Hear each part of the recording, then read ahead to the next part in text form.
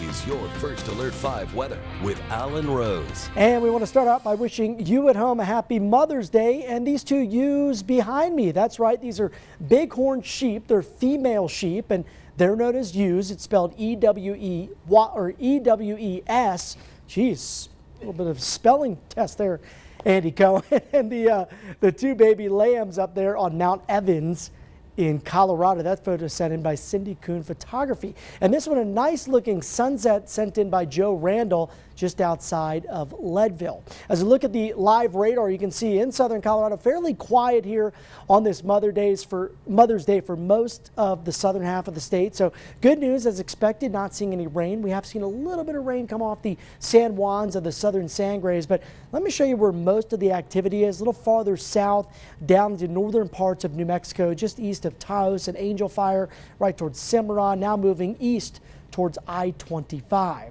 The numbers that go down today, Mother's Day 2020, it was mild, pleasant, but below average in both the Springs and Pueblo. High topping out at 62 in Colorado Springs, 72 in Pueblo. And we had that frost advisory early this morning. If you were up early, you might have noticed areas of frost. Hopefully you took the proper precautions last night and brought in some of those potted plants. Now tonight, won't be as cold because of all the cloud cover. You can see that on the live shot. Looking outside right now, it's 60 degrees in the Springs. Still seeing some sunshine mixed with a few clouds in Pueblo, where we have 72 outside your front door. And as we move into Monday, our next disturbance moves in out of the Four Corners.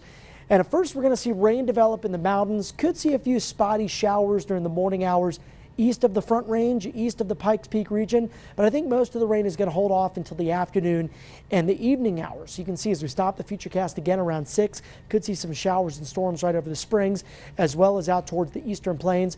And waves of rain will continue until late tomorrow night, probably until around 11, maybe a little bit after that, when the rain eventually tapers off heading into Tuesday morning.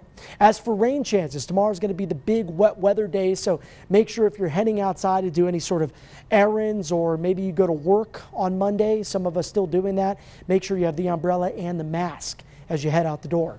Rain chances down to under 20% Tuesday, Wednesday, and then rising heading towards late next week. Pueblo, it's going to be a little bit rainy out here with some thunderstorms Monday. Generally dry conditions, though, Tuesday, Wednesday, and Thursday.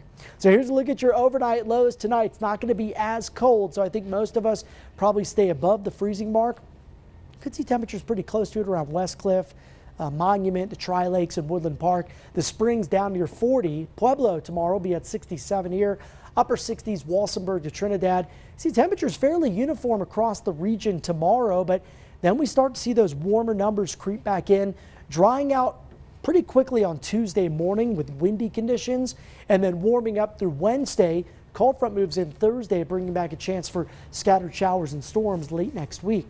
For Pueblo, we'll be in the upper 60s on Monday, but jumping almost 20 degrees by Wednesday with highs Wednesday, Thursday in the 80s.